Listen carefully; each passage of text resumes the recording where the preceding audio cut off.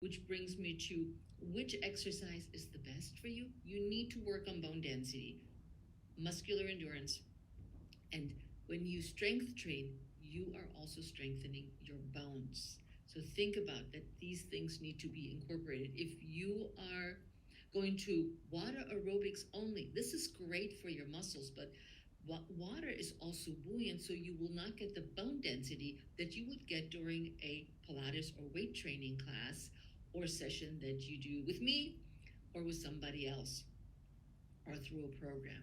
So we need to work on muscular strength.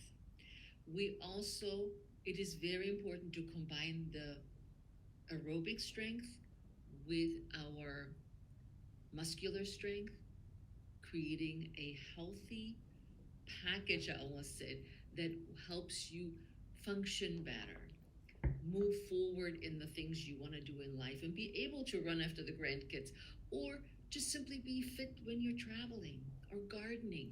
So think of those two as a major exercise component. Flexibility, of course.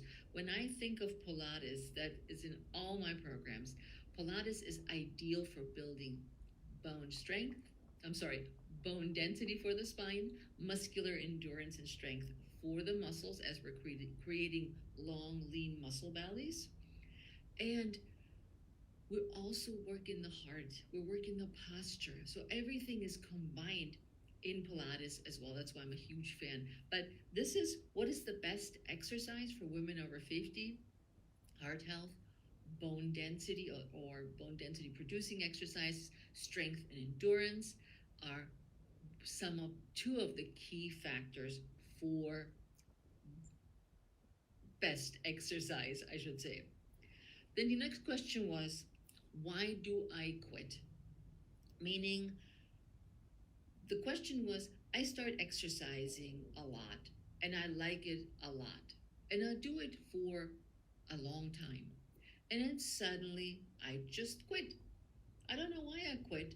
I don't know why something that I liked so much I suddenly don't want to do anymore. Well, I've done some research and digging around about this topic because it doesn't have to do with motivation, that you're not motivated enough to do, let's say, run 5 miles every day, just to use this as an example. In my research that I found, it is suggested that there is no particular reason why we stop doing something. We just do. My guess is that we just get bored with it and don't even notice that we get bored with it, that it has become so routine in our day that whether we're doing it or not makes no difference. That potentially you started something and you just did it because somebody said you should do it, or you felt like this would be great that you run 5 miles every day, and then just it sort of falls by the wayside.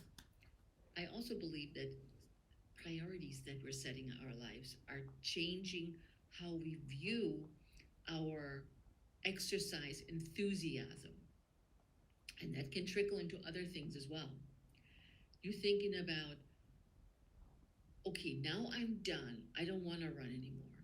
I just don't. I don't even think about it. That's okay. As long as you're looking at what you're doing with an open mind, noticing that if you do not exercise, you will get weaker. You will be more prone to injuries. You will not feel as strong and as full of energy as when you were exercising. So it is okay to just say, I don't know why I stopped. I just did. And again, the research that I found around this topic says we don't know. Our brain just decides we're done with this.